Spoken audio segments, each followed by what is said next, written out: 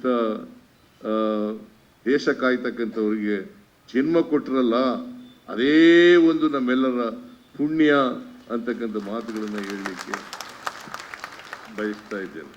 ಅದರಿಂದ ಎರಡು ವಿಚಾರಗಳನ್ನು ನಾನು ಈ ಸಂದರ್ಭದಲ್ಲಿ ಹೇಳಲಿಕ್ಕೆ ಬಯಸ್ತಾ ಇದ್ದೇನೆ.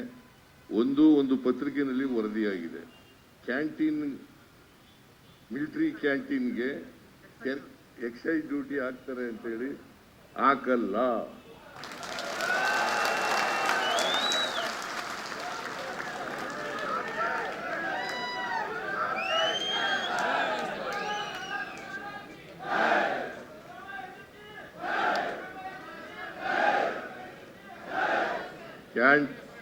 ಆರ್ಮಿ ಕ್ಯಾಂಟೀನ್ಗೆ ಎಕ್ಸೈಸ್ ಡ್ಯೂಟಿ ಹಾಕಲ್ಲ.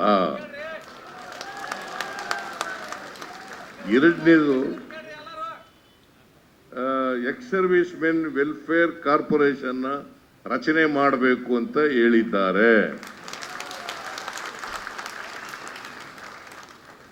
ಅದನ್ನು ನಮ್ಮ ಸರ್ಕಾರ ರಚನೆ ಮಾಡಲಿಕ್ಕೆ ಎಲ್ಲ ಪ್ರಯತ್ನಗಳನ್ನು ಕೂಡ ಮಾಡ್ತೇವೆ ಅಂತಕ್ಕಂಥ ಮಾತುಗಳನ್ನು.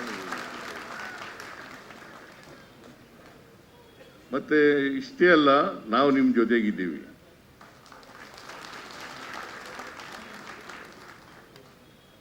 ನೀವೆಲ್ಲ ದೇಶದ ಜೊತೆಗಿದ್ದೀರಿ, ನಾವು ನಿಮ್ಮ ಜೊತೆಗಿದ್ದೀವಿ.